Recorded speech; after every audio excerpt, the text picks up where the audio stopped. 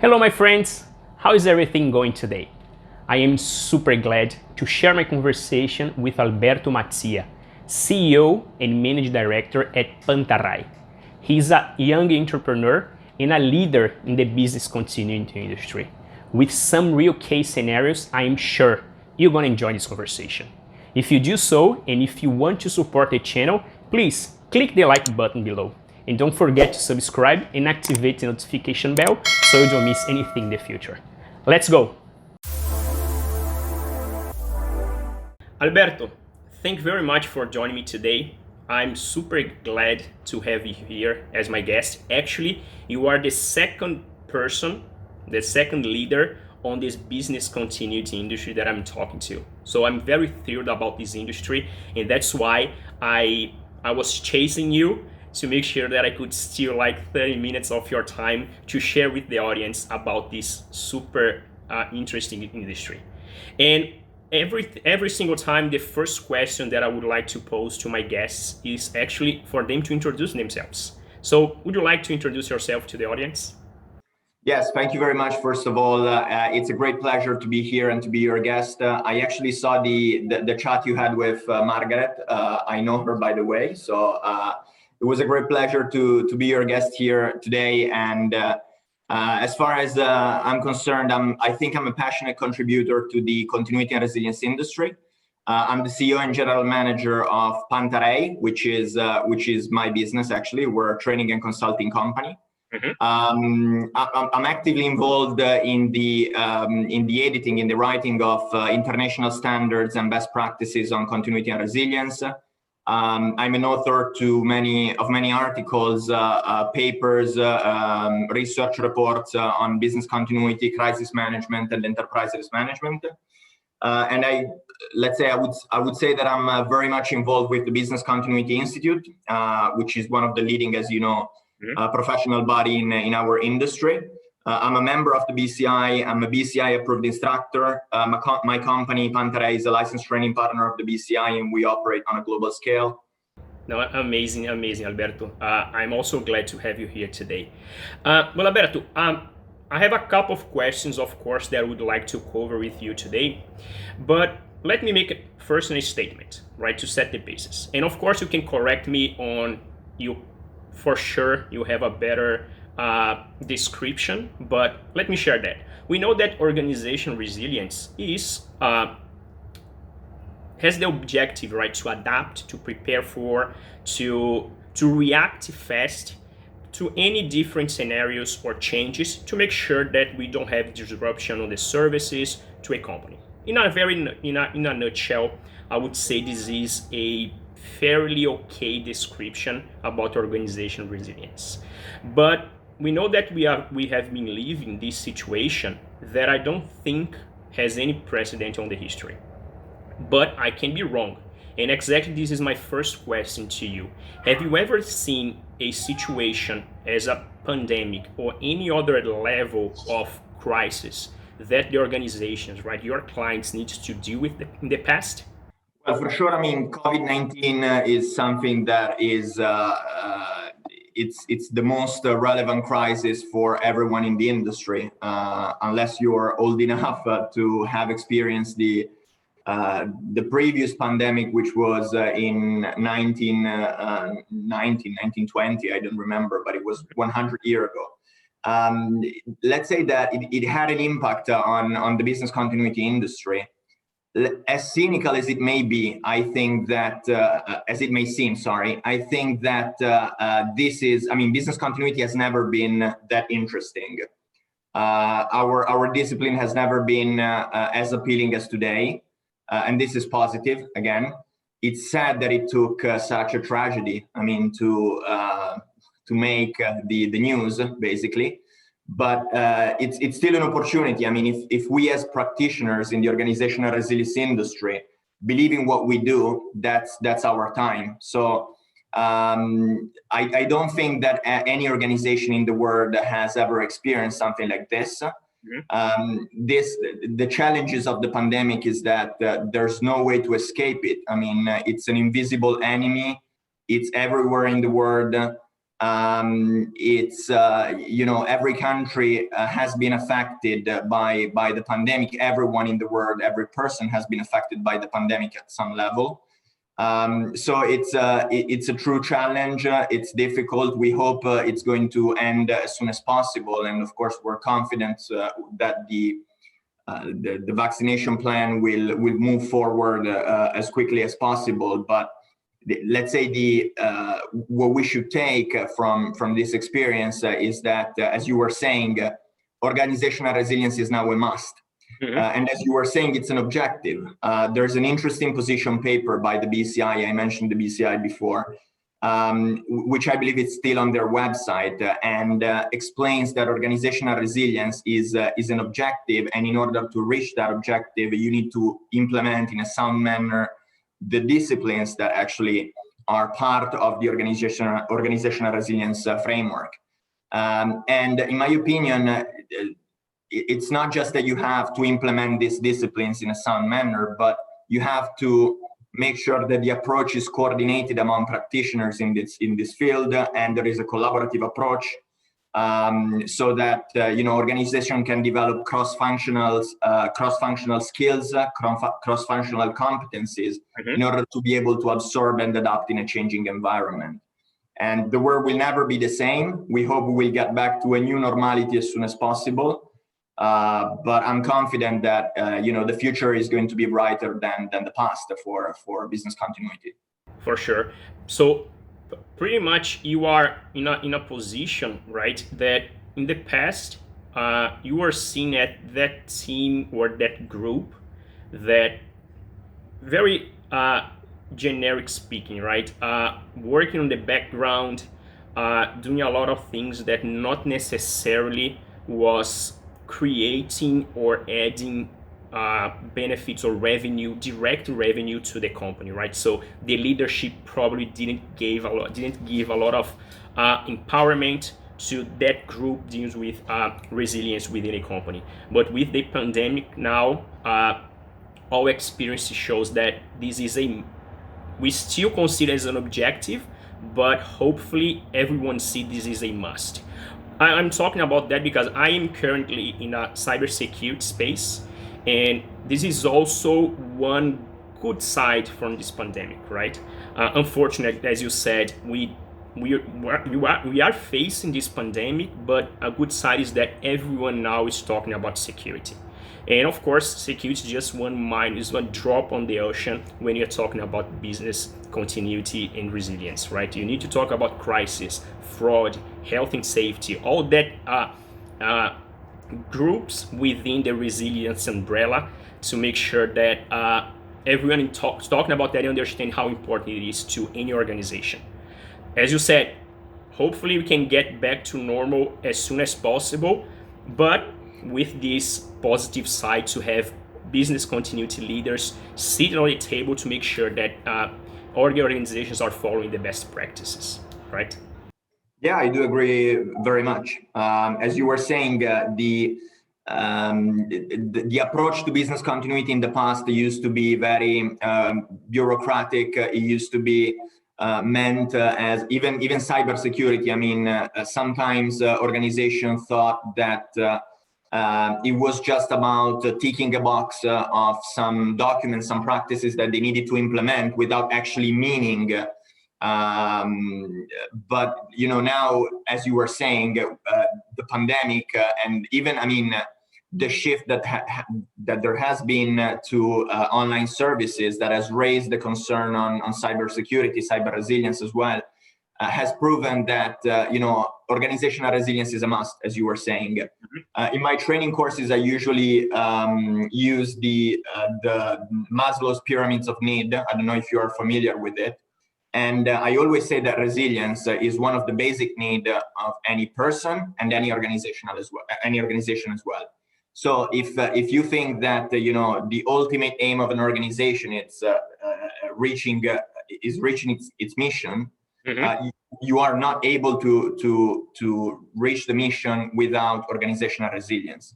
And I like very much the definition of risk that the modern international standards use. That is the effect of uncertainty on objectives. So it's not just about managing pure risks that have a negative impact on an organization. It's about, you know, making sure that you're able to manage uncertainty in a way that you're also able to pick the opportunities that such a complex scenario presents, and you're able to reach the mission faster, better, in a more efficient way. So I very much agree with you, and it's definitely a must for any organization. Yeah. Oh, great, Alberto. But I would like now to go a little bit in details on some real examples. And the reason I'm saying that is, I know that you are based in Italy, but you are a global company, and you are this person who's leading this industry. So you have a lot of voice when talking about business continuity. And Italy, unfortunately, was one of the first countries that the cases of COVID exploded, right? On Europe, I think it was the first one. Actually, on the eastern side of the world, I think it was the first one, at least as per my knowledge. And we know that the companies were not necessarily ready to deal with a pandemic like this.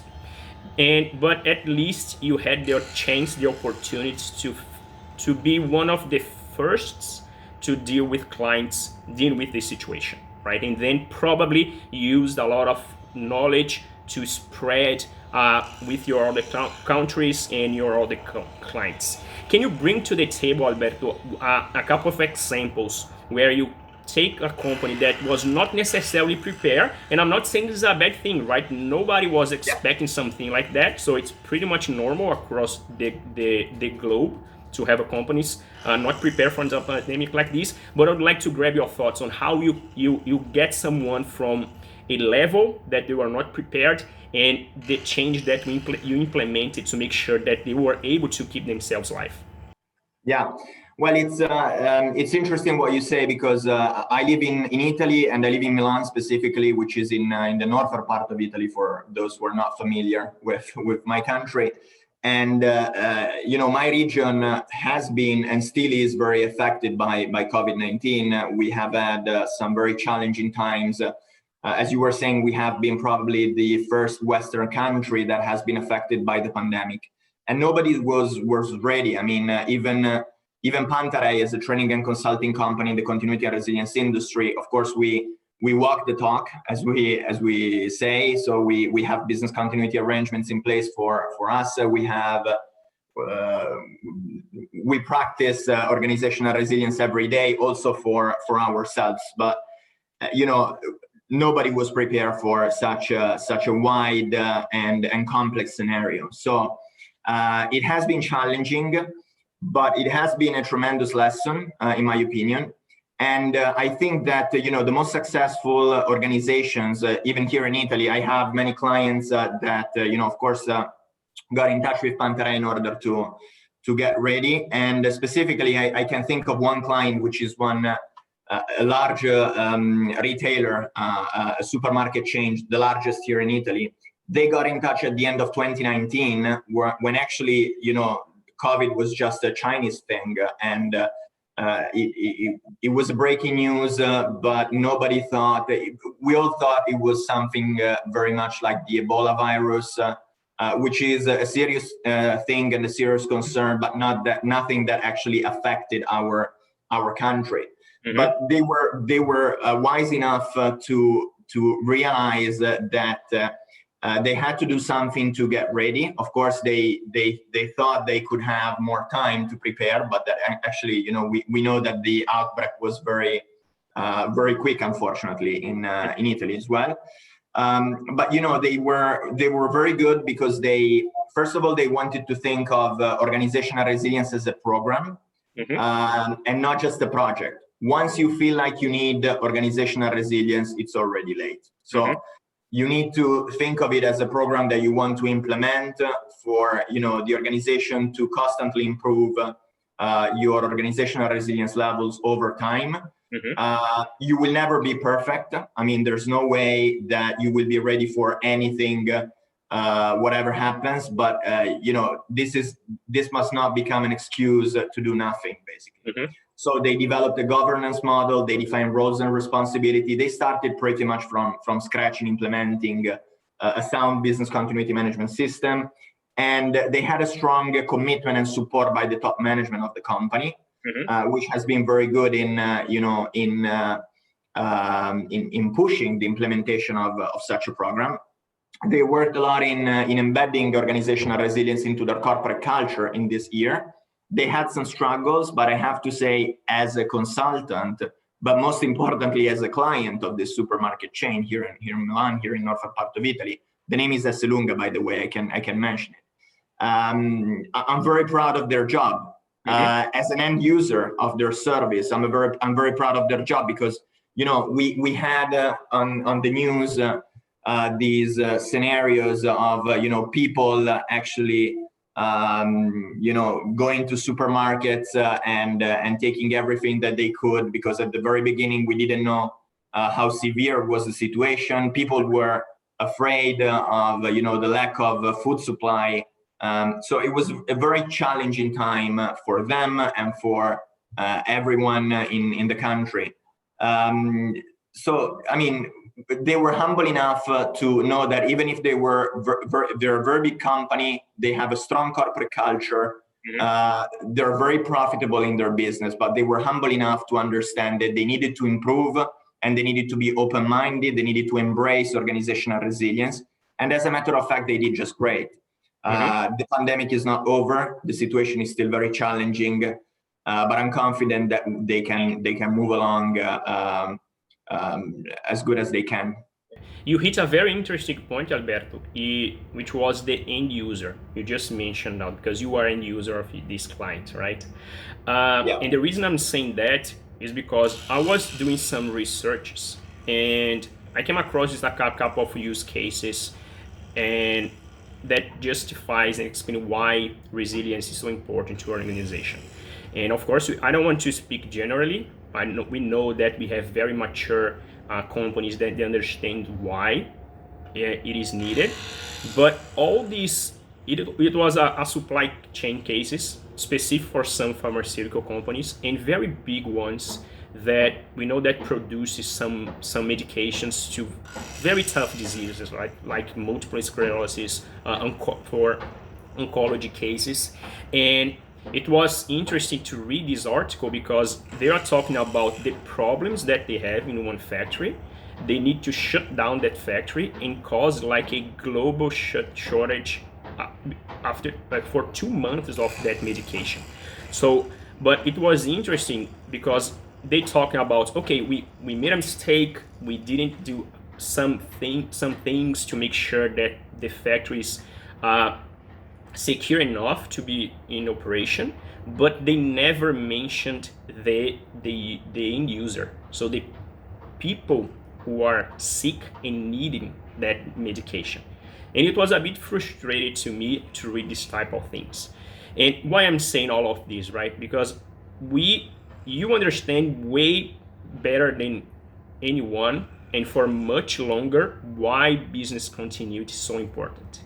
And you are there as a consultant try to change minds, implementing all the correct process, but you are in a position that you need to convince everyone why this is important. And probably now you're gonna have the other way where the people are reaching out to you, say, Alberto, I need your help because now I understand why I need to follow that. But I want to grab your thoughts on although you are a CEO, a managing director of your company, but you are also a consultant, right? And when you are consulting your clients, how deep you go on the discussions to explain why this is so important. Not just because your company need that, because your company needs to survive. It's not necessarily about money, but also the impact that your operation has on your end users, right? What do you think about that, Alberto? Well, I think I'm a huge fan of Simon Sinek. I don't know if you're familiar with his work. He's a marketing guru. He's a speaker, a keynote speaker to many events, and he wrote a book that is titled "Start with Why." which has made an impact in my life and in my activity as a consultant. So I think that starting with why is the first thing. I mean, if you approach a client by explaining what is business continuity, what is organizational resilience, how you should implement it, then you're still missing the most important element, which is why you should invest on business continuity, you should invest on organizational resilience. As a matter of fact, we have a research and intelligence department at Pantarei that is led by Gianluca Riglietti, and we have another wonderful colleague working in it, who is Lucila Guada. They produce a lot of papers and insights, and they have one research stream that is specifically aimed at analyzing the return on investment on organizational resilience and business continuity. So we try to, and also the BCI has done a lot of research in this area, which is very interesting in my opinion. And what we try to do is we try to explain that as a matter of fact, companies, organizations that invest in organizational resilience, they tend to invest more and more because they realize how important it is. As you were saying, it's not just about the money. I mean, if you are if your business is for profit, which there's nothing wrong about that, at the end of the day, you have to look at the numbers and the figures and make sure that the business is profitable. So we do realize that money is important. However, we need also to understand that there are several impacts that a crisis, that an emergency, that an incident can create to the company, basically, and to the end users of the company. Reputation, in my opinion, is the most important one, because you can suffer from a financial loss. You can basically fail to meet your business objective. You can also have legal or contractual breaches, basically, that you would need to deal with. But as long as you have your reputation, your business will be successful in the medium and long term, because you will be able to recover the impacts, the negative effects that have been created by the crisis. Reputation is the most important thing, in my opinion. And in order to make sure that your end users are fine with your level of service and with the quality of your service as well, you need to invest in organizational resilience, also to be more efficient. I'm very passionate about business continuity and organizational resilience, because I think that you don't need a crisis to prove how valuable it is. And as I was saying before, it's very sad that the business continuity industry needed such a tragedy to make the news. It's very sad that we have basically started to think about crisis management after 9/11 on a wide scale in the professional community. I think that this proves that we as practitioners in this field need to communicate more and to communicate better. But we also need to focus on the why we do this job. I mean, it's not just about having organizations that are ready to deal with this kind of disruptions. It's about making sure that our organizations are more effective, more efficient. They have more quality in producing their services and their products. So there's no quality without resilience, in my opinion. That would be my answer to your question. I hope it's that's a very good statement. That's a very good statement, Alberto. Well, Alberto, when we are having such a good conversation, the time flies, and I almost consume all of our time, and it's late for you. But I have one last question, and we know that, and we hope, and I am on your side, that now we're gonna have more discussions related to business continuity within all the organizations. But if this happens, probably we're gonna have another problem: lack of resources. So we need to bring more people to the industry, right? I don't want to say, because this is not a new industry. Probably it's a new perspective on the industry that we have right now, but it's been there for many years, right? But I think that people still doesn't get what is needed to enter, to go into the industry, what skills needed to start with business continuity. So what you as a leader, right? You have been there for so many years. What would be your recommendations as a mentor, right, for people who want to migrate or to start this new path? As a young professional myself in this field, I think that I've always found the profession to be completely honest, a little bit old school on some aspects. So I'm a huge advocate for larger numbers of younger professionals joining the field, joining the industry. We as a company are very much involved in the BCI Women in Resilience initiative. As a matter of fact, my mother has been the leader of the group since last year. Mm-hmm. And we believe that we need a fresher perspective from younger professionals. So my suggestion to the new generations approaching the industry is, first of all, you don't have to be shy. Mm-hmm. Because business continuity and organizational resilience is a fairly new discipline. For sure, there are very great mentors that can teach you and can support you in finding your way in the profession. But there are not many of them. So mm-hmm. you need to be able to pick the right ones, in my opinion, and be passionate and don't be shy.